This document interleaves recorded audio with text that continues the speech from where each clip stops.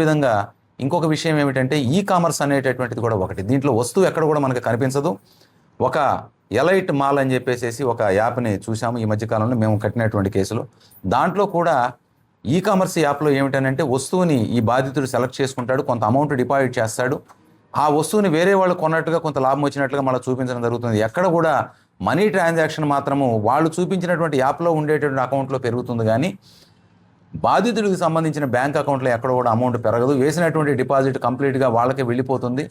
తర్వాత ఇతను దాంట్లో పెట్టుబడి పెట్టడం మానేసిన తర్వాత ఇంకా పెట్టుబడి పెట్టాలని చెప్పి వాళ్ళు అడుగుతారు. ఇతను పెట్టుబడి పెట్టలేనన్నప్పుడు ఆ అకౌంట్ను క్లోజ్ చేసినట్టుగా ప్రకటించేసి ఆ విధంగా కూడా బాధితులు మోసం చేస్తున్నారు. కాబట్టి ముఖ్యంగా యాప్స్ని డౌన్లోడ్ చేసుకునేటప్పుడు ఇచ్చే అనుమతులు ఆ యాప్స్ సరైనవి అయినా కాదా, అదేవిధంగా అధిక లాభాలు వస్తాయనేటటువంటి అత్యాశకు వెళ్ళిపోయి మీరు ఏదైతే కష్టార్జితంతో సంపాదించిన లక్షల రూపాయలని 2 నెలలు 3 నెలల కాలంలో జీవితకాలం సంపాదించిన డబ్బు మొత్తాన్ని కూడా వాటిలో పెట్టేసేసి మోసపోద్దని చెప్పేసి ప్రజలందరినీ కూడా విజ్ఞప్తి చేస్తూ ఉన్నాం.